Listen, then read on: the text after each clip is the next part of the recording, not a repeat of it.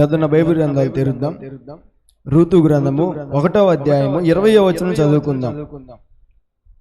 Ruth గ్రంథము 1వ అధ్యాయము 20వ వచనం. ఆమె సర్వశక్తుడు నాకు దుఃఖము కలుగు చేసెను గనుక నన్ను నయోమి అనక మారా అనుడి చాలని చిన్న ప్రార్థన చేసుకుందాం. పరిశుద్ధుడా, జీవాధిపతి, జీవం కలిగిన దేవానికి స్తోత్రాలయ్యా. చదువుమని లేఖనాలు పరిశుద్ధపరచండి, నిలబడి దాసుని ఆత్మతో నన్ను నింపండి. సంఘం నీటి బిడ్డలకు కావాల్సిన మాటలు ఇవే నాతోను మాతోను ప్రజలందరితో నీవే మాట్లాడమని, మహిమ ఘనత ప్రభావం నీవే పొందమని యేసుక్రీస్తు పరిశుద్ధ నామములో ప్రార్థిస్తున్నాము తండ్రి, ఆమేన్. మంచిది. ఈ యొక్క రూతు ఒక మోయాబీరాలు. ఎవరండి ఈమె? మోయాబీరాలు అంటే అన్ని జనులు ఆనాటి దినాల్లో దేవుడైన యెహోవా ఒక మాట చెప్పాడు దేవుని పిల్లని ఇశ్రాయేలీలకు. ఎవరికండి? ఇశ్రాయేలీలకు ఒక మాట చెప్పాడు, మీ సర్వ సమాజంలోనికి అన్యులైన మోయాబీలు రాకూడదు. మోయాబీలు ఏం చేయకూడదండి? 10 తరాలైనా కూడా ఏం చేయకూడదంట, వాళ్ళు రాకూడదంట. ఎందుకంటే వెనకట్లో ఒక యుద్ధం జరిగింది. అంటే బాలాకు రాజు ఏం చేశాడంటే, బిలాము అనబడిన ఒక ప్రవక్తను తీసుకొని వచ్చి ఇశ్రాయేలీలని శపించడానికి. ఎవరిని శపించడానికి అండి? నా మాట అర్థమవుతుందా? అర్థమైన వారు స్తోత్రం చెప్దాం. హల్లెలూయా. దేవుని పిల్లలైన వారిని శపించడానికి ఒక పాస్ట్ గారిని, మన వాడుక భాషలో మాట్లాడుకుంటే ఒక పాస్ట్ గారిని పిలిపించి, ఇదిగో అల్లంత దూరంలో వెళ్తున్న ప్రజలందరూ ఇశ్రాయేలీలు కదా, నువ్వు వారిని శపించమని చెప్తే ఆయన శపించడానికి నోరు తెరిస్తే శాపవచనాలు ఏమీ రాకుండా దేవుడు మిమ్మల్ని దీవించును గాక, మీ 10 తరాలు 100 తరాలన్నిటిని దేవుడు ఆశీర్వదించును గాక అన్న మాటలే అతని నోటి నుంచి వస్తున్నాయి. ఇట్లా కాదని చెప్పి ఆ దైవజనుడు ఏమని మాట్లాడాడంటే, ఇదిగో రాజా, నీవేం చేయాలంటే నీ రాజ్యంలో ఉన్న అందమైన స్త్రీలను, అందమైన యవన కన్యకలను ఈ యొక్క ఇశ్రాయేలు పురుషులతో గాని పంపించావనుకో, వారు పాపము చేసి దేవునికి విరుద్ధంగా చేస్తారు, కాబట్టి నీవు ఇట్లాంటి పని చేయ బాబు అని ఒక దైవజనుడు చెప్పాడు. ఎవరు చెప్పారండి? ఒక అన్యుడైన రాజుకి చెప్పాడు. ఆ బుద్ధి లేని రాజు కూడా ఏం చేశాడంటే అట్లాగే చేశాడు. ఆ సంఘటన జరిగిన తర్వాత 24,000 మంది, ఎంతమంది అండి? 24,000 మంది దేవుని కోపానికి బలయ్యి హతులయ్యారంటే చనిపోయారు. అయితే దీన్ని బట్టి దేవుడు ఏమన్నాడంటే, మోయాబీలు ఇశ్రాయేలీల సర్వ సమాజంలోనికి గాని, ఇశ్రాయేలీలు నివసించే ఆ ఇండ్లకు గాని, ఇళ్ల మధ్యలకు గాని, ఆ పొలాలకు గాని, కనీసం ఆ ప్రదేశాలకు కూడా రాకూడదని చెప్పి దేవుడు ఒక వాగ్దానం చేశాడు. ఇక్కడ మనం ఆ మాట 1వ వచనంలో మనం చదువుకుందాం. అక్కడ జరిగిన సంఘటన ఒకటి ఉంటది. రూతు గ్రంథం 1వ అధ్యాయం 1వ వచనంలో, న్యాయాధిపతులు ఏలిన దినములలో దేశములో కరువు రాగా యూదా బెత్లెహేము నుండి ఒక మనుషుడు తన భార్యను తన 2 కుమారులను వెంటబెట్టుకొని కాపురమునుటకు వెళ్ళండి. చాలండి. ఇక్కడ ఏమని చెప్తున్నారంటే, న్యాయాధిపతులు ఏలిన దినాల్లోనంట ఎక్కడ కరువు వచ్చిందంట? యూదా బెత్లెహేము. ఏ పట్టణం అది? యూదా బెత్లెహేము అంటే అదొక చిన్న కుగ్రామం. దావీదు పుట్టక ముందు జరిగిన సంఘటన ఇది. అంటే యూదా బెత్లెహేములో కరువు వచ్చిందంట. అయితే వీళ్ళు ఏం చేశారంట, ఒక యజమానుడు లేదా ఒక మనుషుడు తన భార్యను 2 పిల్లలను తీసుకొని ఎక్కడికి వెళ్ళాడంట? మోయాబు దేశము. మోయాబు దేశం అంటే తప్పేం ఉందండి? తప్పేం లేదు కదా. ఇప్పుడు మన ఊర్లో కరువు వచ్చింది, ఏనుపాలలో కరువు వచ్చింది, అట్లా అని చెప్పి మనం ఇక్కడే ఉంటామా? ఏమండి, ఉంటారా మీరు? తినటానికి ఆహారం లేదు, త్రాగటానికి నీళ్లు లేవు, ఉండటానికి ఒక ఇల్లు లేదు, అందరూ లాగి వేసుకున్నారు. మరి ఇక్కడ ఉంటారా? మరి చెప్పండి, ఎంతమంది ఉంటారు? ఉండం కదండి. ఎవరు ఉండవు. నివసించడానికి ఇల్లు లేదు, తాగటానికి నీళ్ళు లేవు, లేకపోతే తినడానికి ఆహారం లేదు, ఎవరు ఉండరు. పండటానికి కూడా వర్షం లేదు, పంట సారాన్ని ఇవ్వట్లేదు, భూమి సారం ఇవ్వట్లేదు, కాబట్టి ఎవరు ఉండము. అయితే ఆ రోజుల్లో కూడా ఆ ఎలీమెలెకు ఏం చేశాడంటే, తన భార్య అయిన నయోమిని, తన 2 మగపిల్లలైన మహలోను కిల్యోల్ని, ఫ్యామిలీ మొత్తము బెత్లెహేముని విడిచిపెట్టి ఎక్కడికి వెళ్ళారంట? మోయాబు దేశానికి వెళ్ళారంట. దేశానికి వెళ్తే తప్పేం లేదు, కానీ ఆ బెత్లెహేముని విడిచిపెట్టి వెళ్ళారు. దేన్ని విడిచిపెట్టి వెళ్ళారండి? ఈ విషయం గుర్తుపెట్టుకోండి. మన కిందకు రాగలిగితే కింద నుంచి చదువుకుందాం, 2వ వచనం నుంచి చదువుకుందాం. ఆ మనుషుని పేరు ఎలీమెలెకు, అతని భార్య పేరు నయోమి, 2 కుమారుల పేర్లు మహలోను, కిలియోను. యూదా బెత్లెహేము వారైన ఎఫ్రాతీయులు వారు మోయాబు దేశంకి వెళ్ళి అక్కడ కాపురం ఉండెను. అక్కడ కాపురం ఉన్న తర్వాత ఏం జరిగిందంటే 3వ వచనంలో అంటాడు, నయోమి పెనిమిటి అయిన ఎలీమెలెకు చనిపోయి తరువాత 2 కుమారులను నిలిచి ఉండిరి, పెళ్లి చేసుకుంది. ఒకదాని పేరు ఓర్ఫా, రూతు. ఇంచుమించు 10 సంవత్సరాలు అక్కడ నివసించిన తర్వాత మహలోని కిలియోను 2 చనిపోయి కాగా ఆ స్త్రీ తాను కనిన 2 కుమారులను లేనిదాయను. చాలండి. ఇక్కడ వరకు ఎక్కడ జరిగిందంటే మోయాబు దేశం జరిగిన సంఘటన. దీని తర్వాత నుంచి అప్పుడు కళ్ళు తెరిసింది ఆమెకి. ఆమె తన భర్తను కోల్పోయిందంట. ఎవరు? నయోమి తన భర్తను కోల్పోయింది, తనకున్న 2 కుమారులు కోల్పోయింది. అయితే ఆమెతో పాటు ఆమె 2 కోడల్లో, వీళ్ళు 3 మాత్రమే ఉన్నారు. ఎవరున్నారండి? ఓర్ఫా, రూతు, నయోమి, వీళ్ళు 3 మాత్రమే ఉన్నారు. అయితే ఈ సమస్తము కోల్పోవటానికి, కట్టుకున్న భర్తను కోల్పోవటానికి, 9 మాసాలు మోసి కనిన పిల్లలను కోల్పోవటానికి ఆమె చేసిన, ఆ కుటుంబం చేసిన చిన్న పొరపాటు ఏంటంటే బెత్లెహేమును విడిచిపెట్టి వెళ్ళటం. బెత్లెహేము అంటే ఇంత ప్రాముఖ్యమా, లేకపోతే బెత్లెహేములో ఇంత ఉన్నదా అని అనుకోవచ్చు. చెప్తా వినండి. బెత్లెహేములో అక్కడంట పంట పండుతానే ఉండిద్దంట. ఏమైందంట? ఏ కాలమైనా కానీ, వర్షాకాలమైనా, చలికాలమైనా, వేసవి కాలమైన, ఏ కాలమైనా కానీ అక్కడ నదులు ఎండిపోవటం కానీ, లేకపోతే అక్కడున్న కాలువలు ఎండిపోవటం కానీ అట్లాంటిది చరిత్రలో లేదంట. ఎక్కడ లేదంట అండి? చరిత్రలో లేదంట. అంత గొప్ప ఆశీర్వదించబడిన పట్టణం, ఆశీర్వదించబడిన గ్రామం ఏదైనా ఉందా అంటే బెత్లెహేము గ్రామం. ఏ గ్రామం అది? బెత్లెహేము గ్రామం. అయితే ఈ కుటుంబము, ఈ దంపతులు ఏం చేశారంటే బెత్లెహేముని విడిచిపెట్టి వెళ్ళిపోయారు. బెత్లెహేము విడిచిపెట్టి ఎక్కడికి వెళ్ళారంటే మోయాబుకు వెళ్ళారు.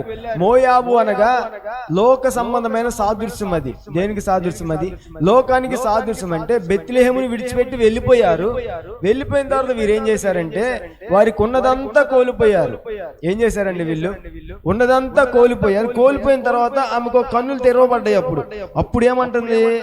6వ వచనంలో, వారికి ఆహారం ఇచ్చుటకు యెహోవా తన జనులను దర్శించనని మోయాబు దేశము వినెను గనుక ప్రయాణమైంది. చాలండి. కొన్ని రోజులైన తర్వాత తన భర్తని, తన 2 కొడుకులు కోల్పోయిన తర్వాత ఆ బెత్లెహేములో, ఆ యెరూషలేములో, ఆ యూదా ప్రాంతంలో ఉన్న వ్యాపారస్తులు కానీ, లేదా చేతి వృత్తి పనులు చేసుకునే వాళ్ళు కానీ, వీళ్ళందరూ దేశమంతా తిరుగుతూ ఉంటారు కదా, ప్రపంచం అంతటా వారి వ్యాపారాల కోసం.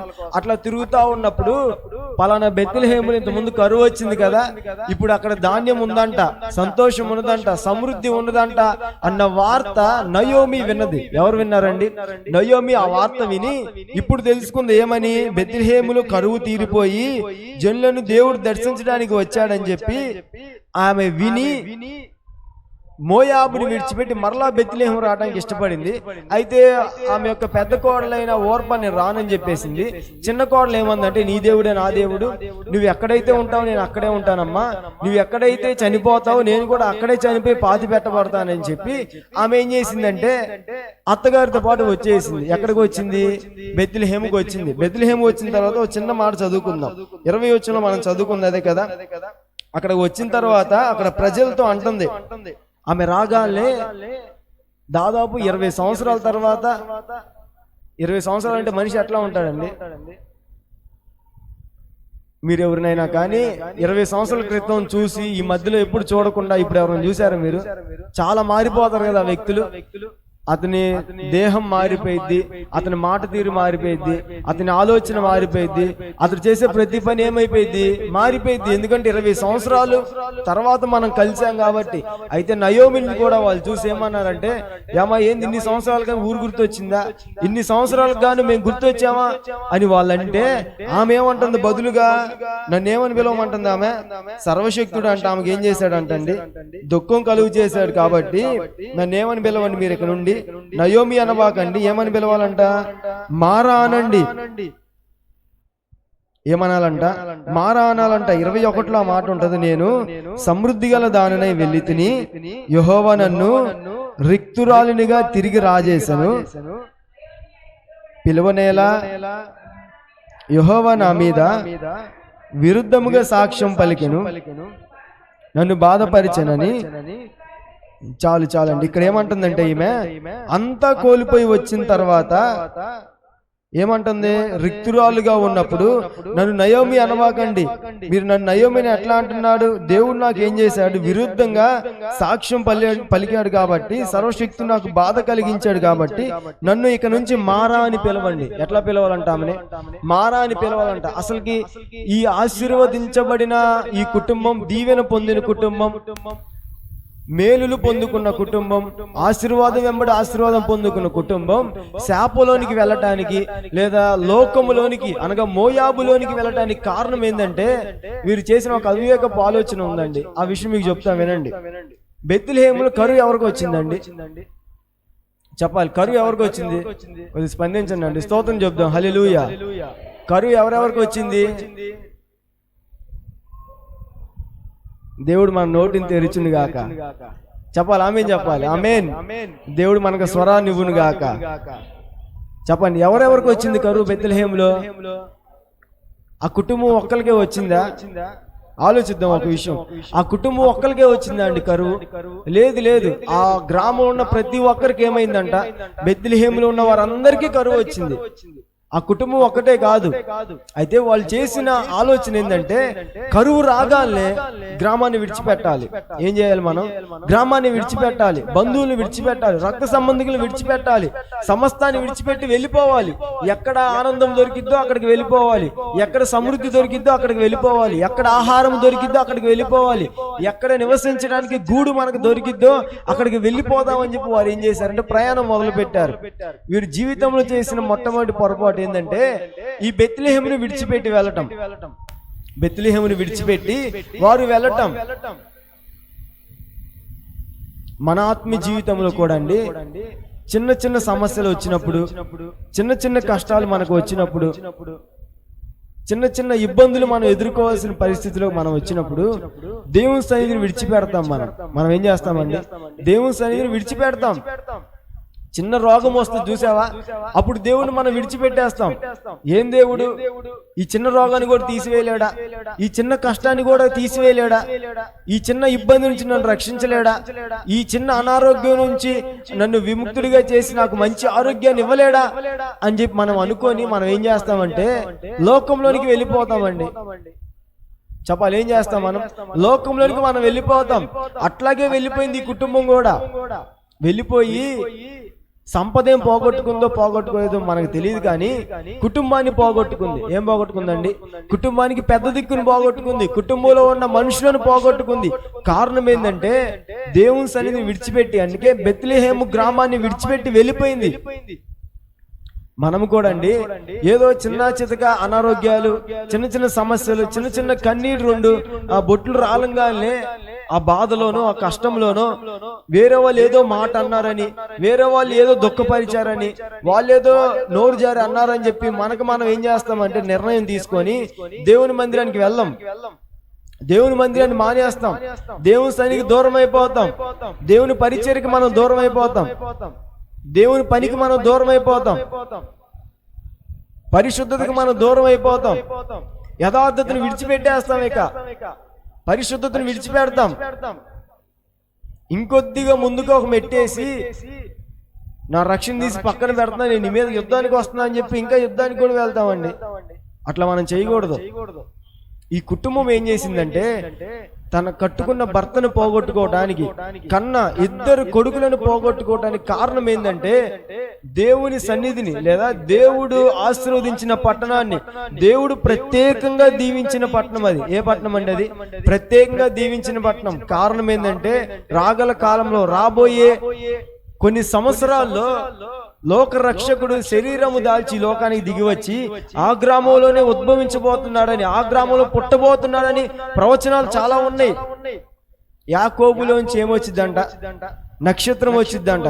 సంఖ్యాకాండం 24లో ఆ మాట ఉంటది. యాకోబు నుంచి ఏమొచ్చింది? నక్షత్రం వచ్చింది. యాకోబు బెత్లెహేం దగ్గరే ఉన్నాడు. ఆ ఆశీర్వదించబడిన గ్రామం అది, దీవించబడిన పట్టణం అది, ఆ ప్రదేశం అంతా ఆశీర్వదించబడిన పట్టణం. ఏ రోజు కరువు వచ్చింది కాదు, ఏ రోజు సమస్యలు వచ్చినది కాదు, ఏ రోజు భూమి ఎండిపోయింది కాదు, ఏ రోజు కాలువలు ఎండిపోయిన గ్రామం కానే కాదు అది.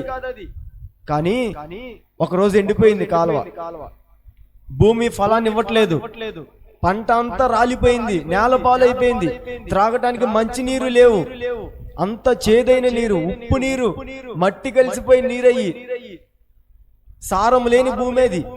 అటువంటి కాలము వచ్చినప్పుడు ఈ కుటుంబం ఏం చేసిందంటే, ఇక్కడ మనం బ్రతకలేం, మనం ఇక్కడ బ్రతకలేం అని చెప్పి వేరే గ్రామానికి వెళ్ళిపోయారు. కరువు అందరికి వచ్చిందండి. అందరికి వస్తే అందరు ఏం చేయాలి?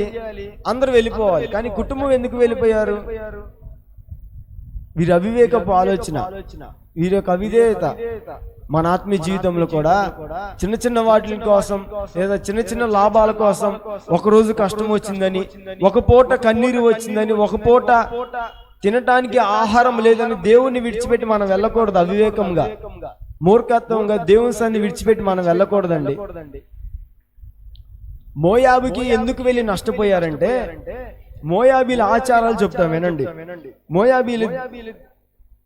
మోయాబీల యొక్క దేవుడు ఎవరంటే కెమోషు దేవుడు. వారి దేవత ఎవరంటే బయల్పెయోరు దేవత. అయితే కెమోషు దేవుడు అంటే ఆ దేవునికి బలి ఇవ్వాలి. ఏమి ఇవ్వాలండి? బలి ఇవ్వాలి. ఎవరిని బలి ఇవ్వాలి? మన దేవుళ్ళలాగా గొర్రెలను మేకలను కోరుకునే దేవుడు కాదు. ఆ దేవుడు చాలా మంచివాడు. ఆ దేవుడికి బలి బలి వేటినివ్వాలంటే మనుషులను బలి ఇవ్వాలి. ఎవరిని బలి ఇవ్వాలండి? చాలా మంచి దేవుడు ఆ దేవుడు.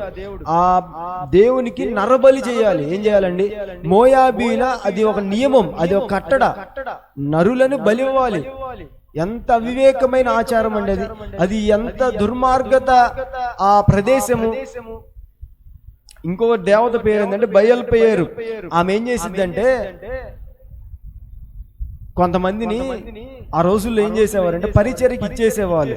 ఈ రోజుల్లో దేవుని పనికి ఎలాగైతే కొంతమందిని దేవుని ఆత్మచేత నింపి హస్త నిక్షేపణం ద్వారా దేవుని పరిచర్యలో, దేవుని సన్నిధిలో మనం ఎలాగైతే వాడుకుంటున్నామో, ఆ దినాల్లో కూడా దేవుని యొక్క గుడుల్లో కానీ దేవతల యొక్క దగ్గర కానీ పూజించడానికి, వారికి నైవేద్యాలు ఇవ్వటానికి కొంతమందిని పెట్టేవారు. అయితే ఈ దేవత ఏం చేసిందంటే వీరితో పాపం చేసేది. ఇటువంటి ఆచారం అది, ఇటువంటి భయంకరమైన ఆచారం మోయాబీల ఆచారం. అందుకే దేవుడు అన్నాడు, 10 తరాల తర్వాత కూడా మీరేం చేయకూడదు, వారిలో కలవకూడదు. భక్తుడు పాట రాశాడు, ఏమని? 10 తరములుగా వెంటాడిన మోయాబు శాపము, 10 తరములుగా వెంటాడిన మోయాబు శాపము, నీ కృపను శరణు వేడగా తరముల్ అన్యురాలైన ఆరుతును ధన్యురాలుగా మార్చినది, నీ కృపయే నన్ను దీవించగా, ఏ శాపము నాపై పని చేయదు. అందరం చెప్పలు కొడదాం. నీ కృపా, నీ కృపా ఆకాశము కంటే హెచ్చైనది, నీ కృపా, నీ కృపా ఆకాశము కంటే హెచ్చైనది. ఆమేన్, హల్లెలూయా. అందుకే దేవుడు అన్నాడు, మీరు నా సన్నిధిని విడిచిపెట్టారు కదా, సమృద్ధి ఉండే గ్రామాన్ని, సమృద్ధి ఉండే పట్టణాన్ని, సంతోషం ఉండే పట్టణాన్ని, మంచి నాగరికత, మంచి అలవాటులు, మంచి పద్ధతులు కలిగిన ఈ కుటుంబ వ్యవస్థని, ఈ కుటుంబాన్ని విడిచిపెట్టి మీరు ఎక్కడికి వెళ్ళారు? అన్నిలో కలిసిపోవడానికి వెళ్ళిపోయారు. లోకంలో కలిసిపోవడానికి మీరు వెళ్ళిపోయారు. లోకాశలో కలిసిపోవడానికి మీరు వెళ్ళిపోయారు. అటువంటి దేవతలు, అటువంటి దేవుని యొద్దకు బలి ఇవ్వటానికి మీరు వెళ్ళిపోయారు కదా. అందుకని మీరేం చేయకూడదు, 10 తరాల తర్వాత కూడా ఇశ్రాయేల్లో కలవకూడదు అని ఒక నిబంధన, కట్టడి దేవుడు వారికి చెప్పాడు. అయితే వీళ్ళు ఏం చేశారంటే, అది వీళ్ళకి తెలుసండి, వీళ్ళకి అది ఈ రూతుకి ముందు జరిగిన సంగతిని ఇశ్రాయేలీలు మోషే నిబంధన మందసం లేదా ఆ యొక్క ధర్మశాస్త్రం అంతా ఇదంతా వీళ్ళకి తెలుసు. అయినా కానీ వీళ్ళు ఏం చేశారంటే బెత్లెహేమును విడిచిపెట్టి మోయాబు అనబడిన లోకంలోనికి వారు వెళ్ళిపోయారు. వెళ్ళిపోయిన తర్వాత ఏమన్నా సంపాదించుకొని వచ్చారా అంటే సంపాదించుకుంది ఏమీ లేదు. ఏం చేశారు వాళ్ళు? నష్టపోయారు. అది సామెత ఉంటుంది కదా, ఏమని దమ్మిడి ఆదా లేదంటారు. ఏందండి సామెత? ఏంది క్షణం తీరకలేదు దమ్మిడి ఆదులు అంటే వాళ్ళు అక్కడ పోయి సంపాదించుకుంది ఏమి లేదు, కష్టపడింది ఏమి లేదు, ఉన్నది పోగొట్టుకొని వచ్చారు. వాళ్ళు ఏం చేశారండి? ఉన్నది పోగొట్టుకొని వచ్చారు. మనము కూడా ఒక్కొక్కసారి ఆలోచించగలిగితే మనం వెనక్కి వెళ్ళి ఆలోచిద్దాం ఒకసారి. నిజమే కదా, చిన్న సమస్యలు వచ్చినాయని, చిన్న కష్టాలు మన జీవితంలో మనం చూసామని, ఏదో కుటుంబంలో సమస్యలు వచ్చినాయని, ఏదో దైవజనుడు ఒక మాట అన్నాడని, లేదా దేవుని పిల్లలు నీతిమంతులు ఒక మాట అన్నారని, ఒక దెబ్బ వేశారని, గర్దించారని చెప్పి దేవుని సన్నిధిని విడిచిపెట్టి వెళ్ళిపోయాము. వెళ్ళిపోయిన తర్వాత మనం శ్రమలు పడ్డాం కదా, వెళ్ళిపోయిన తర్వాత చాలా నష్టపోయాం కదా, పరిశుద్ధతను కోల్పోయాం కదా, యథార్థమైన జీవితాన్ని మనం కోల్పోయాం కదా, దేవుని సన్నిధికి దూరం అయిపోయాము కదా, దేవుడిచ్చే ఆశీర్వాదాలకు మనం దూరం అయిపోయాం కదా అని మనం ఆలోచించగలిగితే చాలా ఉంటాయి మన జీవితాల్లో. ఉండటంలో తప్పేం లేదు. మనిషి అన్నాక కాలు జాగ్రత్త, కింద పడతాం, పళ్ళు రాలుతాయి, నడువులు ఎరుగుతాయి అని సహజమే. కానీ ఆ పడిన తర్వాత లెగవాలి. స్తోత్రం చెప్దాం. హల్లెలూయా. దేవునికి మహిమ కలుగును గాక. హల్లెలూయా. పడిపోయిన చోట మనం ఉండకూడదు, అలా మనం నిలవాలి. పడిన చోటనే లేవనెత్తే దేవుడు మన దేవుడు. ఎక్కడైతే పడిపోయావో అక్కడ దేవుడిని లేవనెత్తాడు ఆయన. అది నీ తప్పే, మన వివేకమే, మన పొరపాటే. అట్లాగని చెప్పి దేవుడు వాడే లెగుస్తాడులే, వాళ్ళే లెగుస్తారులే, వాళ్ళు తెలుసులే లెగవటం అని చెప్పి దేవుడు వదిలేసే దేవుడు కాదండి. నేను ప్రకటిస్తున్న దేవుడు, మనం ఆరాధిస్తున్న దేవుడు, నువ్వు పడతం చూసిన దేవుడు. ఆయన లేపడానికి చెయ్యి అందిస్తాడు నీకు, ఆకాశం నుంచి చెయ్యి చాపుతాడు. నా కుమారుడు లెగు, నా కుమార్తె లెగు, లోకంలోకి వెళ్ళిపోయావా, రా నా సన్నిధికి రా, దేవుని మందిరానికి రా. ముందు ఆశీర్వదించిన దానికంటే మరి ఎక్కువగా నేను నిన్ను ఆశీర్వదిస్తానని చెప్పి దేవుడు ఏం చేస్తాడంటే మన లేవనెత్తుతాడు ఆయన. అయితే ఆ నయోమికి వార్త తెలిసిందంట, యూదా బెత్లెహేములో కరువంతా పోయి వాళ్ళందరూ సంతోషంగా ఉన్నారు, మంచి ఆహారం ఉంది, మంచి శక్తిగా వాళ్ళందరూ ఉన్నారు, మంచిగా వ్యాపారం జరుగుతుంది, మంచిగా ఆర్థిక సహాయము, లావాదేవీలు, ఎగుమతులు దిగుమతులు, పంటలు లేకపోతే వస్తువులు రవాణా మొత్తం అంత సౌకర్యంగా జరుగుతుందన్న విషయం తెలుసుకొని అక్కడ ఉన్న ఆ ప్రజలందరితో చెప్పేసి, అమ్మా నేను మా ఊరు వెళ్ళిపోతున్నాను, మా పుట్టింటికి నేను వెళ్ళిపోతున్నాను, కాబట్టి అంటే రాండి నాతో పాటు. మీరేం చేయండి. ఆమెకు కూడా తెలుసండి ఒక విషయం, దేవుడు అని ఒక మాట చెప్పాడు కదా, ఎవరు మోయాబీలు మన ఇంటికి రాకూడదు, మన ఇంటి వాకిలికి కూడా రాకూడదు, వాకిలి తొక్కకూడదు, మన సర్వ సమాజంలోకి రాకూడదు అన్న విషయం ఆమెకు తెలిసి ముందుగానే అడిగింది. అమ్మాయి బానే ఉన్నాము, మరి మీకు పెళ్లి చేసిన మీ భర్తలు ఇద్దరు చనిపోయారు కదా, నేను మా ఊరు వెళ్ళిపోదాం అనుకుంటున్నాను, మీరు వస్తానంటే రాండి, లేకపోతే ఇక్కడే ఉండండి. కాదు అత్త, నేను మీతోనే రావాలనుకుంటున్నానంటే మీరు నాతో పాటు వచ్చినా నేను మరలా పెళ్లి చేసుకొని మరలా పిల్లలు అనేసరికి మీరు వృద్ధులైపోతారు, కాలం సరిపోదమ్మా, మీరు మీ కుటుంబాలకు వెళ్ళండి, మీ అమ్మ నాన్న దగ్గరికి వెళ్తే వాళ్ళే మీకు ఇంకొకరిని చూసి పెళ్లి చేస్తారు, సంతోషంగా కుటుంబం కొనసాగిపోవచ్చు. అంటే ఆ పెద్ద ఏముంది, ఆమె ఎదురు చూస్తా ఉంది, ఎప్పుడు అవకాశం చిక్కిద్దా, ఎప్పుడు అతను విడిచిపెట్టి వెళ్ళిపోదామా అన్న అవకాశం చిక్కంగానే అతను ముద్దు పెట్టుకొని వెళ్ళిపోయింది. మంచిది. రెండో ఆమె ఏమందంటే, ఆ రెండో ఆమె అన్న మాటలు చాలా విలువైనవండి. ఆ మాట మనం చదువుకుందాం. 16వ వచనంలో రూతు ఆ మాట అంటది, అందుకు రూతు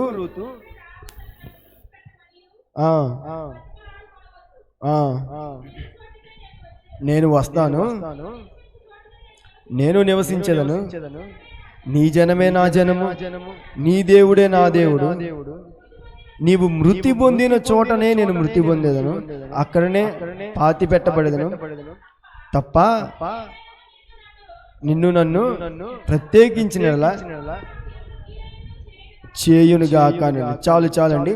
ఇక్కడ రూతు ఏమని సెలవిస్తుందంటే, నీవు నివసించు చోటనే నేనేం చేస్తాను, నివసిస్తాను, నీ జనమే నా జనము, నీ దేవుడే నా దేవుడు. ఇప్పుడు ఎవరు ఈమె? మోయాబీరాలు. చెప్పాలి అమ్మా, అందరికి తెలుగు వచ్చా అండి? కొద్ది చదువుకున్నా కాబట్టి నాకు వచ్చు. మీరు చదువుకున్న వాళ్ళు కొంతమంది అక్కడక్కడ ఉన్నారు, తెలుగు వచ్చి కదా, మరి చెప్పొచ్చు కదా. స్తోత్రం చెప్దాం. హల్లెలూయా. ఎవరు వీళ్ళు? మోయాబీలు. ఎవరండి వీళ్ళు? మోయాబీలు. ఈ మోయాబీలు దేవుని సన్నిధికి లేదా బెత్లెహేములోనికి రావటానికి అనుమతి లేదు. కానీ ఈమె ఏమంటుంది ఇక్కడ? ఎంత విలువైన మాటలండి అవి. నీవు నివసించే చోట నేను ఏం చేస్తాను? నివసిస్తాను. పాపం ఆమెకి తెలియదు, వాళ్ళు మోయాబీలు కాబట్టి. ఆమె బ్రతికిన, ఆమె పుట్టిన తరములో ఆ మాట చెప్పలేదు.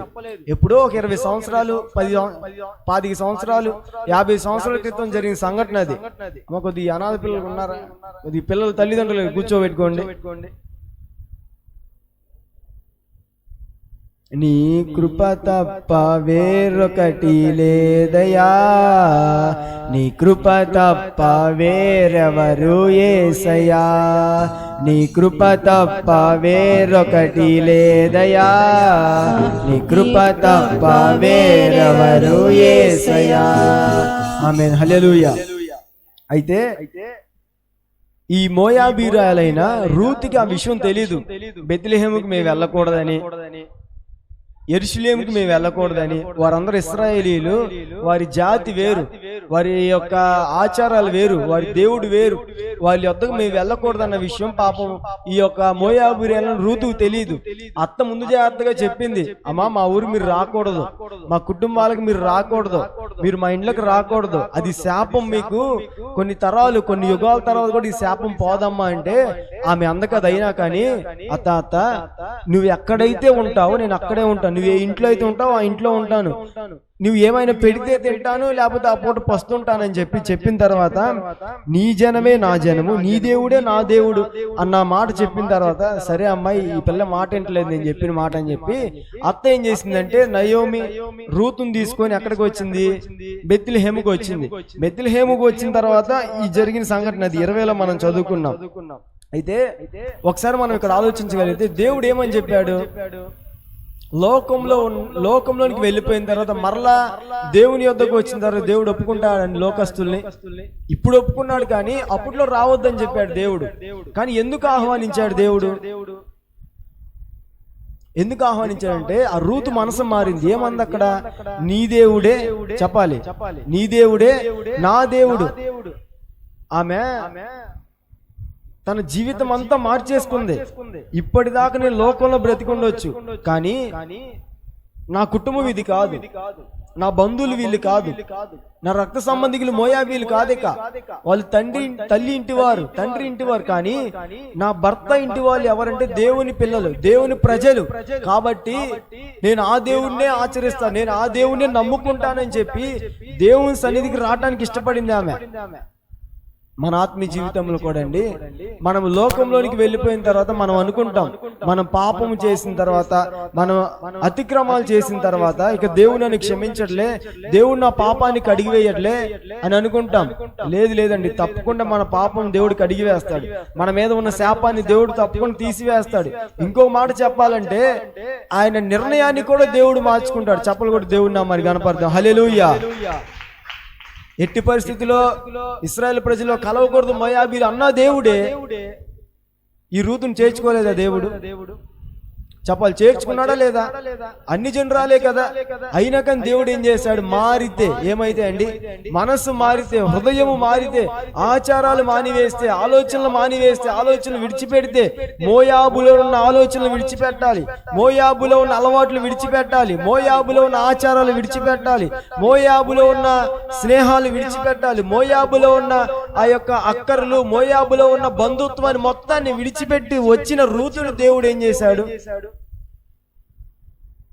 ఇశ్రాయేలీల్లో బెత్లెహేములోకి దేవుడు ఆహ్వానించాడు. అట్లాగే మన ఆత్మీయ జీవితంలో కూడా లోకములో ఉన్న నిన్ను తప్పకుండా దేవుడు ఏం చేస్తాడంటే ఆయన సన్నిధికి ఆహ్వానిస్తాడు. నీవు మారితే, నీ మనస్సు మారితే, నీ హృదయం మారితే, నీ పాత రోత జీవితాన్ని విడిచిపెట్టి నూతనమైన నవీన స్వభావాన్ని నువ్వు ఎప్పుడైతే ధరించుకుంటావో దేవుడు నిన్ను ఏం చేస్తాడు? తప్పకుండా ఆహ్వానిస్తాడు. యెరూషలేము అంటే బెత్లెహేము, యెరూషలేము చుట్టూ కొండలు ఉంటాయండి. సియోను కొండ, సీనాయి కొండ, ఇట్లా చాలా పెద్ద పెద్ద కొండలు ఉంటాయి యెరూషలేము చుట్టూ. మధ్యలో యెరూషలేము పట్టణం ఉంటుంది. యెరూషలేము పట్టణం నుంచి దాదాపుగా ఒక 3 మైళ్ళు 7 మైళ్ళ దూరంలో, ఒక 5 మైళ్ళ దూరంలో బెత్లెహేము, బేతనియ, కపెర్నహూము, ఇంకా ఆ ప్రదేశాలు ఉంటాయి. మొత్తం కింద వైపు ఉంటది. అది అంటే మధ్యధర సముద్రానికి దగ్గరగా ఉంటది. ఆ అటువంటి ప్రదేశాన్ని విడిచిపెట్టి ఆమె ఏం చేసిందంటే, ఎక్కడో ఉన్న మోయాబు దేశం, అంటే ఈనాటి దినాల్లో మనం ఆలోచించగలిగితే ఇరాక్, ఇరాన్ దేశాలు ఉన్నాయి కదా. నిన్నగాక మన యుద్ధం జరిగింది చూసారా, ఇస్రాయేలీలతో పెద్ద పెద్ద బాంబులు క్షపణలు వేశారు. ఆ దేశానికి వీళ్ళు వెళ్ళింది, మోయాబు దేశానికి. అప్పట్లో మోయాబ్ అనేవాళ్ళు, ఇప్పట్లో ఇరాక్, ఇరాన్ అనేవారు. అంటే ముస్లిం దేశాలు అవన్నీ, ఖద్దర్ దేశాలు. అయితే ఈ ఎక్కడో ఉన్న లోకానికి వెళ్ళిపోయింది ఆమె. ఇక్కడ సమృద్ధి ఉన్నదన్న విషయం మర్చిపోయింది, ఇక్కడ సంతోషం ఉంటదన్న విషయం మర్చిపోయింది, అక్కడ బంధుత్వం ఉంటదన్న విషయం మర్చిపోయి లోకంలోకి వెళ్ళిపోయి నష్టపోయింది. అక్కడ ఉన్న వారిని దేవుడు ఏం చేశాడు, అక్కడ ఉండి మనసు మార్చుకున్నవారు, లోకంలో ఉండి మనసు మార్చుకుంటే వాళ్ళని దేవుడు ఆహ్వానించాడు. ఒకవేళ మన ఆత్మీయ జీవితంలో కూడా ఇంకా దేవుని సన్నిధి విడిచిపెట్టి దూరంగా వెళ్ళిపోతున్నావేమో, నీ మనసు మార్చుకొని రాగలిగితే ఇప్పుడే దేవుడు నిన్ను ఆహ్వానిస్తున్నాడు. దేవుని సన్నిధికి దేవుని ఆహ్వానిస్తున్నాడు, ఆయన స్వాగతం పలుకుతున్నాడు. రా దేవుని సన్నిధికి. ఇంకెన్నాళ్ళు దేవునికి దూరంగా వెళ్ళిపోతాం. చిన్న శ్రమలు వచ్చినాయని, చిన్న చిన్న కష్టాలు వచ్చినాయని చెప్పి, ఇష్టమైన వారికి అనారోగ్యం వస్తే ఆ ఇష్టాన్ని బట్టి మనకి ఇష్టమైన దేవుని మనం విడిచిపెడతాం. చూసావా, అటువంటి పరిస్థితిలో ఉండొచ్చు. ఆ దేవుడు తప్పకుండా నిన్ను ఆహ్వానిస్తాడు, నీ మనసు మారితే. దేవుని సన్నిధి విడిచిపెట్టి లోకంలోకి వెళ్ళిన వారినే దేవుడు ఆహ్వానించాడంటే, నీవు దేవుని సన్నిధిలో దేవుని ముద్ర వేయబడ్డావు. నిన్ను ఆయన స్వరక్తం ఇచ్చి, సొంత రక్తం ఇచ్చి కొనుక్కున్నాడు. ఆయన నీకోసం ప్రాణం పెట్టాడు, ఆయన నీకోసం రక్తం కాచాడు. ఆయన కేవలం మన కోసం సమస్త రక్తము కాచి, దేహమంతా దున్నబడిన వాడై ఆఖరి రక్త బొట్టు వరకు కాచిన దేవుడు నిన్ను నన్ను ఆహ్వానించడాన్ని, నిన్ను నన్ను స్వీకరించడా. ఇట్లాగే చాలా మంది ఏం చేశారంటే దేవుని సన్నిధిని విడిచిపెట్టి లోకంలోకి వెళ్ళిపోయారు. ఇంకొక వ్యక్తి ఎవరంటే, మత్తయి సువార్తలో ఒక వ్యక్తి ఉంటాడు. ఆ వ్యక్తి ఒకరోజు యెరూషలేముని విడిచిపెట్టంట ఎక్కడికి వెళ్తున్నాడంట, ఎరికోకి. ఎట్లా వెళ్తున్నాడు, యెరూషలేముని విడిచి ఎరికోకి దిగి వెళ్ళుచుండగా అన్న మాట అక్కడ ఉంటది. అంటే ఎట్లా వెళ్తున్నాడు వాడు, కిందకి దిగి వెళ్ళిపోతున్నాడు. యెరూషలేము పట్టణం ఏమో కొండల మీద ఉండిద్ది, కొండల మధ్యలో ఎక్కడో ఇట్లా చూడాలి యెరూషలేము పట్టణాన్ని మనం వెళ్తే. ఆ ప్రదేశం నుండి యెరూషలేము పట్టణాన్ని విడిచంట ఎరికో అంటే అది ఎక్కడో కింద ఉండిద్ది. అది ఆ పట్టణానికి వెళ్తున్నాడు. వెళ్లే మార్గం సురక్షితంగా వెళ్ళాడా? ఆ మార్గాలు కూడా చాలా దారుణంగా ఉంటాయి. ఇప్పటిలాగా లైట్లు అవే ఉండవు. కానీ అప్పట్లో మన పెద్దలు తెలుసు కదా మార్గాలు ఎట్లా ఉండేయండి అప్పట్లో. ఇప్పుడు ఈ మార్గాలన్నీ ఎట్లా ఏర్పడ్డాయి? మన తాతలు ముత్తాతలు వాళ్ళందరూ కాలినడక బాటలే కదా ఇవన్నీ. అవునంటారు కాదంటారా? స్తోత్రం చెప్దాం, హల్లెలూయా. ఆ బాటలే కదా ఇవన్నీ. అప్పట్లో కూడా అట్లాగే పొలాల్లో ఆ ముళ్ళల్లో తొప్పుల్లో పడి వెళ్ళేవారు. అట్లా వెళ్తూ ఉంటే దొంగల చేత కొట్టబడ్డాడు. మంచి విలువైన వస్త్రాలు లాగి వేసుకున్నారు వారు. అతని దగ్గర ఉన్న సంపద అంతటిని తీసి వేసుకున్నారు. అసలు ఎందుకు ఇటువంటి కార్యం జరిగిందంటే, యెరూషలేము విడిచిపెట్టి దిగి వెళ్ళిపోతున్నాడు లోకంలోనికి, ఎరికోకి వెళ్ళిపోతున్నాడు. దేవుని సన్నిధిని విడిచిపెట్టి లోకంలోనికి వెళ్ళిపోతున్నాడు. లోకంలో సంతోషం ఉంటదని, ఇక్కడ ఉండే సంతోషం కంటే అక్కడ మరి ఎక్కువ సంతోషం ఉండిద్ది అని చెప్పి, దేవుని సన్నిధిలో ఉండే ఆనందం కంటే లోకంలో మరి ఎక్కువ ఆనందం కలిగిద్దని, దేవుని సన్నిధిలో వచ్చే లాభము కంటే లోకములో ఎక్కువ లాభము, 2 రూపాయలు వెనకేసుకోవచ్చు అని చెప్పి లోకంలోకి వెళ్ళిపోతున్నాడు. వాడేమో వెళ్ళేవాడన్నా సురక్షితంగా వెళ్ళాడా అంటే లేదు, దొంగల చేత కొట్టబడ్డాడు, ఏడవబడ్డాడు. దేవుని కృప ఏమో గానీ వాడిని చంపలేదు. ఇంకా ఏం చేయలేదండి, వాళ్ళని చంపకుండా కొన ప్రాంతం వదిలేశారు. వాడు దేవుని సన్నిధి విడిచిపెట్టి వెళ్ళిపోతున్నాడు. మనము కూడా లాభం వచ్చిద్దని, రోగం పోయిద్దని చెప్పి, ఈ మందిరంలో అద్భుతాలు జరగట్లేదని చెప్పి, మీకు విషయం చెప్తానండి. ఇప్పుడు యేసుక్రీస్తు మనందరం ఆరాధిస్తున్న దేవుడు. చెప్పండి, అవునంటారు కాదంటారండి? అవునన్న వాళ్ళు ఒకసారి హృదయపూర్వకంగా స్తోత్రం చెప్దాం. హల్లెలూయా. యేసుక్రీస్తుని నేను ప్రకటిస్తున్నా, నేను ఆరాధిస్తున్నా, మీరందరూ ఆరాధిస్తున్నారు. ఆ యేసు ప్రభు ఇక్కడ ఉన్నాడు. ఎక్కడున్నాడు? షేకేము ప్రార్థన మందిరం ఏనుపాలలో ఉన్నాడు. ఉన్నాడు లేదా? ఇప్పుడు ఇదే షేకేం ప్రార్థన మందిరం వినుకొండలో ఉంది, కొండపాలెం ఉంది, గుంటూరులో అట్లా 70-80 చోట్ల ఉంది. ఇదే షేకేం ప్రార్థన మందిరంలోనే ఉంటాడు ఆయన? లేదు కదా. ఆయన్ని ఎవరైతే ఆరాధిస్తారో అక్కడ కూడా ఆయన ఉంటాడు. ఆయన మహిమ ఉండిద్ది. గుంటూరులో ఉండిద్ది, హైదరాబాద్ ఉంటే హైదరాబాద్ లో ఆయన ఆరాధించేవాళ్ళంటే అక్కడ ఉంటాడు ఆయన, అమెరికాలో ఉంటాడు ఆయన, ఎక్కడైనా ఉంటాడు ఆయన. అక్కడికే వెళ్ళి ప్రార్థన చేస్తే వింటాడా అండి? చెప్పండి, అక్కడికి వెళ్ళి ప్రార్థన చేస్తే వింటాడు ఆయన? లేదు లేదు. ఇక్కడ ఉండి ప్రార్థన చేసిన దేవుడు వింటాడు ఆయన. మనం ఎక్కడ ఉండి ప్రార్థన చేసినా ఆయన వింటాడు. ఇక్కడ అద్భుతాలు జరగట్లేదని, ఇక్కడ ఆశ్చర్య కార్యాలు జరగట్లేదని, రోగాలు పోవట్లేదని, అప్పుల్లోనే ఉంటున్నామని, తిప్పలు వస్తున్నాయి అని చెప్పి ఎక్కడో మందిరానికి వెళ్తే ఉపయోగం ఏముందండి? అక్కడ దేవుడే, ఇక్కడ దేవుడే. చెప్పాలి, అక్కడ కూడా దేవుడే, ఇక్కడ దేవుడే. ఇక్కడ ఉన్న దేవుడు అక్కడ ఉన్నాడు, అక్కడ ఉన్న దేవుడు కూడా ఇక్కడ కూడా ఉన్నాడు ఆయన. కానీ లేనిదేంటి? మనలో లేదు. చెప్పాలి, ఎవరిలో లేదు? విశ్వాసం కావాలి. ఏం కావాలండి? నీలో విశ్వాసం ఉండాలి. నువ్వు నమ్మాలి. ఎక్కడ ఉన్నా జరిగిద్ది, ఎక్కడ ఉన్నా అద్భుతాలు జరుగుతాయి, ఆశ్చర్యకార్యాలు జరుగుతాయి. ఇశ్రాయేలీయులు ప్రయాణం చేస్తున్నప్పుడు ఎర్ర సముద్రం దగ్గర దేవుడు కనిపించాడండి వాళ్ళకి. చెప్పాలి, అమ్మ నిద్ర వస్తుందా మీకు? 12 బావే కదా అండి. ఇంకా చాలా టైం ఉంది. నా టైం ఉంది ఇంకా. స్తోత్రం చెప్దాం. హల్లెలూయా. ఇశ్రాయేలీయులు ప్రయాణం చేస్తున్నప్పుడు ఎడారిలో ఉన్నారండి. సముద్రం ఎదురొచ్చింది, ఎర్ర సముద్రం. అది మహాసముద్రం, మంచి ధీటుగా ప్రయాణం చేసే సముద్రం. అది లోతైన సముద్రం. అది కొన్ని 100 మీటర్ల లోతుగా ఉండిద్ది ఆ సముద్రం.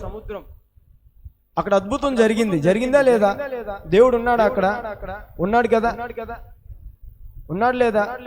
ఉన్నాడు. యోర్దాను దగ్గర కూడా అద్భుతం జరిగింది. అక్కడ ఉన్నాడు లేదా? ఉన్నాడు.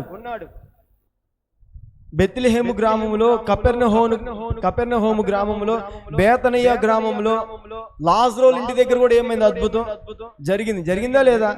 జరిగింది. ఇక్కడ మన మందిరంలో అద్భుతం జరిగిద్ది, వేరే మందిరంలో అద్భుతం జరిగిద్ది, ఇంకో మందిరం జరిగిద్ది, మన ఇంట్లో కూడా అద్భుతం జరిగిద్ది, మనలో కూడా అద్భుతం జరిగిద్ది. అద్భుతాలు జరుగుతాయి కాదంటలేదు. కానీ ఎవరికైతే అద్భుతం కావాలో, ఎవరికైతే ఆశీర్వాదం కావాలో, ఎవరికైతే స్వస్థత కావాలో వాళ్ళకు ఉండాలి విశ్వాసం. ఏముండాలి? వారిలో విశ్వాసం ఉండాలి. ఆ నమ్మకం వారిలో ఉండాలి. విశ్వాసాన్ని బట్టి అబ్రహాం నీతిమంతుడిగా ఎంచబడ్డాడు. విశ్వాసం లేకుండా దేవునికి ఇష్టడై ఉండటంట. చెప్పాలి, ఏమైందంట? అసాధ్యమైంది. అది జరగని పని. విశ్వాసం ఉండాలి. అద్భుతాలు జరగాలంటే విశ్వాసం ఉండాలి. ఈ రూతు, ఈ నయోమి కూడా దేవుని సన్నిధిలో చేర్చబడ్డారు. అట్లాగే ఈ కొట్టబడిన వాడు, ఏడవబడిన వాడు కూడా చివరికి ఎట్లాగో దేవుని సన్నిధికి చేర్చబడ్డాడు. కానీ దెబ్బలు తిన్నాడు, కష్టాలు పడ్డాడు, నష్టపోయాడు, వస్త్రాలన్నీ పోగొట్టుకున్నాడు, దిగంబరత్వాన్ని కలిగి ఉన్నాడు. కారణం ఏంటంటే దేవుని సన్నిధి విడిచిపెట్టి వెళ్ళాడు కాబట్టి. అక్కడ గొప్ప అద్భుతాలు జరగట్లేదు, అక్కడ ఆశీర్వాదం రావట్లేదు, అక్కడ మంచి ఆహారం లేదు, అక్కడ అభివృద్ధి లేదు. దేవుని సన్నిధిలో ఉంటే నాకు అభివృద్ధి ఉండట్లేదు, బెత్లెహేములో ఉంటే నాకు దీవెన రావట్లేదు, ఈ మందిరానికి వెళ్తే రోగం పోవట్లేదు, ఆ మందిరానికి వెళ్తే రోగం పోతుంది అని అన్నుంటే ఏ మందిరం కానీ తిరుగుతాం మనం? ఏ దేవుని యొద్దకు వెళ్తాం? ఈ రోజు మనం మందిరాలే మారిన వాళ్ళం, రేపు దేవుని మార్చుకోలేమండి. ఇంకో మెట్టు దిగి చెప్పాలంటే చొక్కా మార్చినట్టుగా మనం ఏం చేస్తామంటే దేవుణ్ణి కూడా మార్చేస్తాం. అవునంటారు కదంటారా? చొక్కాని ఇప్పి ఇంకో చొక్కా వేసుకుంటారు. ఇది ఎంత పని? ఎంతసేపు అనేది? దేవుణ్ణి కూడా అట్లాగే మార్చేస్తున్నాం మనం. దేవుని మందిరాన్ని కూడా అట్లాగే మార్చేస్తున్నాం. ఒక ఆదివారం వస్తాము, వాక్యం వింటాము, అద్భుతం జరగలేదు, ఇది కాకపోతే ఇంకోటి, అంతేను కదా? ఇది కాకపోతే ఇంకోటి, అక్కడ కూడా వెళ్తాము, అక్కడ అద్భుతం జరగలేదు, అది వదిలేయటం, ఇంకో మందిరానికి వెళ్తాం, అందుకే అన్న చొక్కా మార్చినంత సులువుగా మనం దేవుని మందిరాన్ని మార్చేస్తున్నాం. అలా మార్చుకున్న వాళ్ళే వీళ్ళంతా నష్టపోయారండి. దేవుని కృపను బట్టి మన ప్రాణ నష్టం ఏం కలగలేదు, కానీ ఆత్మీయ విషయంలో లోతైన అనుభూలంగా మనం వెళ్ళలేకపోతున్నాం. పరిపూర్ణమైన విశ్వాసంలోకి మనం వెళ్ళలేకపోతున్నాం. సంపూర్ణతలోకి మనం వెళ్ళలేకపోవటానికి కారణం ఏంటంటే పరిస్థితులకు అలవాటైపోయి పరిస్థితులకు తల వంచేసి లోకంలోకి మనం వెళ్ళిపోతున్నాం. అదే దేవుడు బాధపడుతుంది. దేవుడు ఇశ్రాయేలుతో ఒక మాట అన్నాడు, వారు నన్ను ఏం చేశారంటే బొత్తిగా విసర్జించారంట. ఎట్లా విసర్జించారంట అండి వాళ్ళు? బొత్తిగా. అసలు నా దేవుడే కాదు, ఆయన యెహోవాయే దేవుడు కాదు, మేము ఆయన మందిరానికి వెళ్ళాం, దేవాలయానికి మేము వెళ్ళమని చెప్పి ఆయన త్రోసివేసిన వాళ్ళు. దేవుడు అక్కడ బాధపడ్డాడు. ఈ రోజుల్లో కూడా ఆ మోయాబుకు వెళ్ళిన ఆ నయోమి విషయంలో కూడా దేవుడు బాధపడ్డాడు. ఆ బాధకు ఆమె పొందుకున్న ప్రతిఫలం ఏంటంటే కుటుంబాన్ని నష్టపోయింది. కుటుంబం పెద్ద దిక్కు నష్టపోయింది. వయసుకు వచ్చిన పిల్లల చేతిలో ఉంటే ఎంత మేలండి మనకి, చెప్పండి. మన చేతిలో వయసుకు వచ్చిన పిల్లలు ఉన్నారు. ఏదైనా అవసరం వచ్చిందనుకో తక్కువనే రమ్మంటే వస్తారు, పొమ్మంటే పోతారు. పలానా 50 కేజీలు బస్తా మంది ఎత్తారు. ఎవరు లేరు అనుకో, ఎవరు ఎత్తాలి ఇప్పుడు చెప్పండి? నువ్వే సంకన వేసుకోవాలి. పిల్లల్ని వేసుకున్నట్టు ఏం చేయాలి? 50 కేజీలు 120 కేజీలు బస్తాలు మనం భుజాన్ని వేసుకుని వెళ్ళాలి. అదే పిల్లలు ఉన్నారు అనుకో చేతిలో తక్కువ పని చేయమంటే చేస్తారు. ఇప్పుడు ఎవరిని కోల్పోయింది? ఏమే సంతానం కోల్పోయింది. చేతికి వచ్చిన మగపిల్లలు ఇద్దరు కోల్పోయింది. కట్టుకొని 20-30 సంవత్సరాలు తనతో పాటు కాపురం చేసిన భర్తను కోల్పోయింది. కారణం ఏంటి? తగాదులయ్యేం కాదు, వాళ్ళు కూడా అయ్యో బిల్లలు వేసుకొని అయ్యే పురుగుల మందులు తాగి చచ్చిపోయిన బ్యాచ్ ఏం కాదు. దేవుని శాపం వారి మీదకి వచ్చింది. ఏమొచ్చింది వారి మీదకి? కారణం ఏంటంటే దేవుని విడిచిపెట్టి వెళ్ళిపోతే శూన్యమే ఇంకా అదంతా. మనము కూడా ఎట్టి పరిస్థితుల్లో దేవుని విడిచిపెట్టి మనం వెళ్ళకూడదండి. విడిచిపెట్టిన తర్వాత ఆమె దేవునికి ఒక మాట ఉందండి. ఇక్కడ మాట ఉంది కదా, 13వ వచనం చివరి లైన్లో మాట ఉంటుంది. 1వ అధ్యాయము 13వ వచనంలో చివరి లైన్లో మాట ఉంటుంది. యెహోవా నాకు ఏమయ్యాడంటండి? యెహోవా విరోధం అయిపోయాడు. అంటే ఆమె చేసే ప్రతి పనికి దేవుడు విరుద్ధంగా ఉన్నాడు. ఇల్లు కడదాం అనుకుందా, ఇల్లు కూల్చేస్తున్నాడు. లేకపోతే మంచిగా సంతోషంగా పంట పండిద్దాం అనుకుంటుందా, పంట అంతా నాశనం అయిపోతుంది. ఇట్లా దేవుడు నాకు విరుద్ధంగా అయిపోయాడు. నేను చేసే ప్రతి పనికి దేవుడు నాకు వెన్ను చూపిస్తున్నాడు. నా పని దేవుడు ఆశీర్వదించట్లేదు, దీవించట్లేదు. ఎందుకు ఆశీర్వదిస్తాడు దేవుడు? ఎందుకు దీవిస్తాడు దేవుడు?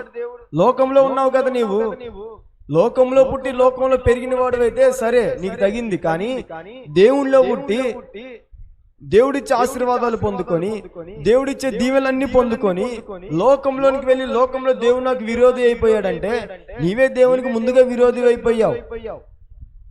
ముందుగా దేవుని నువ్వే త్రోసివేశావు. ఈ దేవుడు నాకు వద్దు, ఈ దేవుడు నేను ఆరాధించను, ఇక్కడ ప్రజలు నాకు వద్దు, సంఘ సహవాసం నాకొద్దు, సంఘ సభ్యత్వం నాకొద్దు, సంఘంతో సమాధానం నాకొద్దు, నీతిమంతులతో సహవాసం నాకొద్దు, వారితో ఐక్యత నాకు వద్దు అని చెప్పి ఎలాగైతే నయోమి వెళ్ళిపోయిందో నీవు కూడా దేవుని విడిచిపెట్టి దేవుని సన్నిధి విడిచిపెట్టి వెళ్ళిపోయావు. వెళ్ళిపోయి నేను నష్టపోయాను అంటే ఉపయోగం ఏముందండి? చేతులు గాలేక ఆకులు పట్టుకుంటే ఉపయోగం ఏముంది? ఉపయోగం ఉందా? నిప్పులన్నీ గట్టి గుప్పెట్లో పట్టుకొని నిప్పులు వదిలేసి అయ్యో చేయగలిగినంటే ఉపయోగం ఉందా అండి? ఆకులు పట్టుకున్నా ఎన్ని మాత్రలు వేసినా ఎంత ఆయింట్మెంట్ రాసినా నెప్పే కదా, గాయం గాయమే కదా. అట్లాగే ముందే తెలియాలి మనకి, ముందే జ్ఞానం కలిగి ఉండాలి. మనం దేవుని సన్నిధిని విడిచిపెట్టి వెళ్ళేవారిగా మనం ఉండకూడదు ఎట్టి పరిస్థితుల్లో. వెళ్ళిపోయిన వారు ఎట్లా ఉన్నారు? నష్టపోయారు. ఒకవేళ మనం కూడా వెళ్తే అదే నష్టాన్ని పొందుకుంటాం. అదే నష్టాన్ని ఒకవేళ మన తరంలోనే నష్టాన్ని పొందుకోవచ్చు.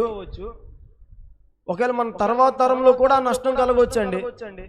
వాళ్ళకేమో వెంటనే జరిగింది, మనకు కొద్దిగా ఆలస్యం కావచ్చు. ఆశీర్వాదాన్ని దేవుడు మా తరంలో కాబట్టి మన పిల్లల తరంలో ఆశీర్వదిస్తాడు. అంతేనా కదా? ఇస్సాకుకి అబ్రహాము తరంలో దేవుడు ఆశీర్వదించలేదు అబ్రహాంని. ఇస్సాకు తరంలో కూడా దేవుడు ఆశీర్వదించలేదు ఇస్సాకుని. కానీ ఎప్పుడు ఆశీర్వదించాడు అబ్రహాంకి ఇచ్చిన ఆశీర్వాదాన్ని? యాకోబు తరంలో దేవుడు మొదలు పెట్టాడు ఆశీర్వాదాన్ని. దేవునికి మహిమ కలుగును గాక. హల్లెలూయా. ఆశీర్వాదం ఎలాగైతే తరాల తర్వాత తరాలు ఎట్లయినా వస్తుంది ఆశీర్వాదం, అట్లాగే దేవుని సన్నిధికి దూరం అయిపోయావా, ఆశీర్వాదానికి మారుగా మరొకటి వస్తుంది, ఆశీర్వాదానికి వేరుగా విరుద్ధంగా ఇంకోటి వస్తుంది, అది దేవుని కోపానికి బలైపోతావు. ఇక్కడ ఈమెము నయోమి అని ఎంత మధురమైన పేరు అది. కానీ నన్ను ఏమనండి మీరు, మారానండి ఉన్నదంతా పోగొట్టుకున్నాను అమ్మాయి, ఇంకేముంది నాలో, నయోమి అని ఎందుకు పిలుస్తున్నారు నన్ను మీరు, మారాని పిలవండి అని చెప్పి గ్రామ ప్రజలందరితో చెప్తుంది ఆమె. ఏంటి నువ్వు నయోమి కదా, మరి మారా ఎందుకు పిలవమన్నావు, నువ్వు పేరు ఎప్పుడు మార్చుకున్నావు, అక్కడ పోయి ఏమన్నా ఆచారాల్లో పాల్గొన్నావా, అక్కడ పోయి ఏమన్నా లోకాశల్లో ఏమన్నా పూజలు కానీ లేదా ఏమైనా అలవాట్లు ఆచారాలను కలుసుకున్నావా, లేకపోతే అక్కడ లోకంలోకి ఏమన్నా వెళ్ళిపోయావా అని అడుగుతున్నారు గ్రామ ప్రజలు. మనము కూడా దేవుని సన్నిధిని విడిచిపెట్టి వెళ్ళకూడదు.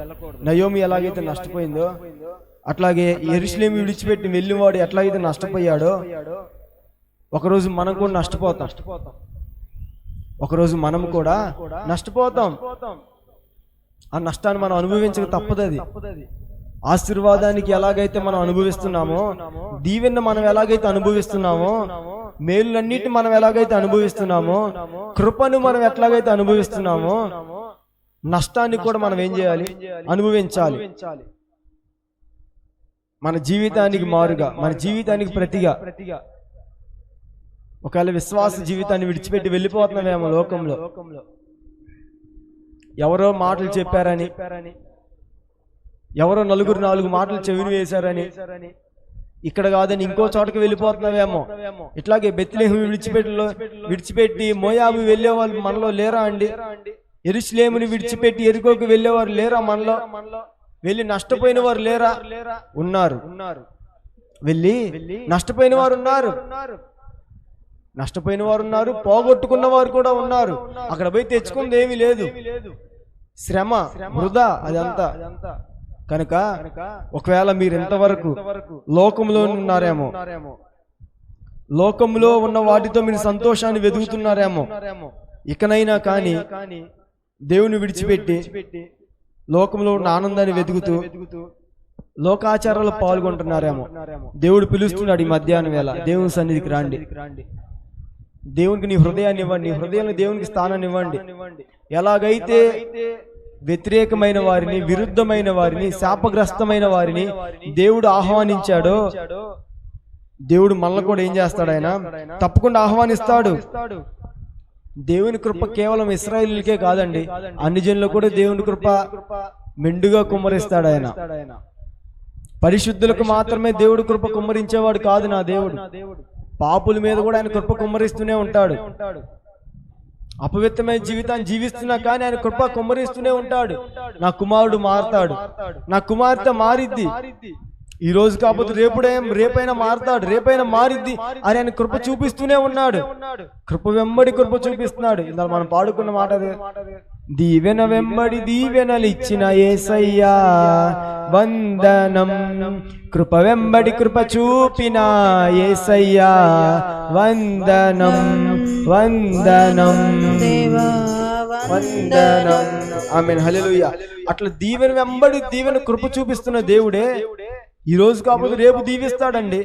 ఈ రోజు పంట పండట్లేదా, వచ్చే పంటను దేవుడు మునుపు ఇవ్వాల్సిన పంట దానికన్నా రెట్టింపు పంటను దేవుడు ఇవ్వునుగాక, ఆశీర్వాదాన్ని దేవుడు ఇవ్వునుగాక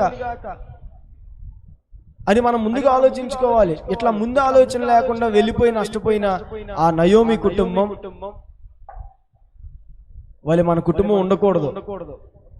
ఉండాలని మన కుటుంబాలు ఇప్పుడు దాకా పడిన నష్టాలు చాలు. అవునంటారు కాదంటారా? ఇంకా కావాలా నష్టాలు? మనకి ఉన్న కష్టాలే సరిపోయి ఎక్కువైనాయి అయ్యా అంటారా? లేదు లేదు, మనకు నష్టాలు వద్దు, మనకు కష్టాలు వద్దు.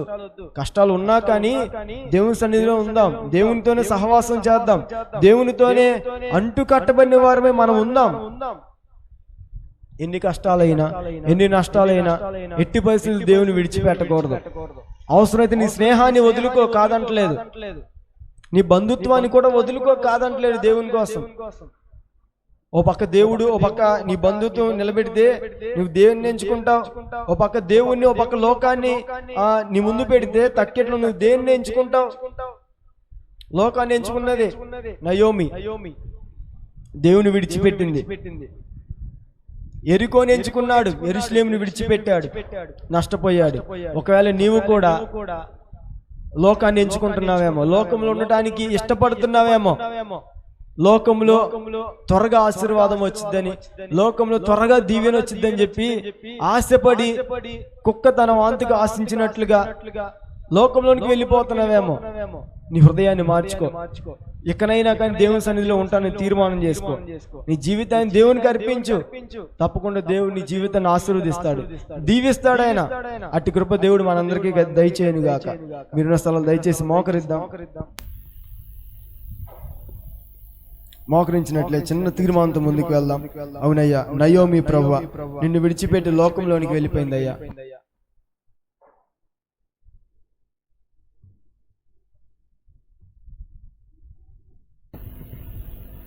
నయోమి నిన్ను విడిచి లోకంలోనికి వెళ్ళిందయ్యా. కుటుంబం నష్టపోయిందయ్యా, సమస్తాన్ని పోగొట్టుకుంది ప్రభువా. నిన్ను విడిచిపెట్టి నేను వెళ్ళను ప్రభువా అంటూ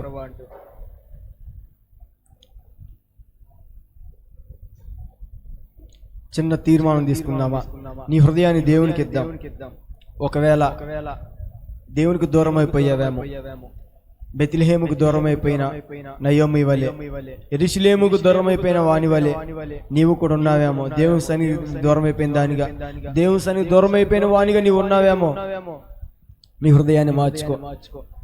చిన్న సమస్య వచ్చిందని, చిన్న నింద నా మీద మోపబడిందని, చిన్న అవమానము నేను భరించానని చెప్పి, చిన్న అవమానం నేను ఎదుర్కోవాల్సి వచ్చిందని చెప్పి దేవుని మందిరాన్ని విడిచిపెట్టావు కదా.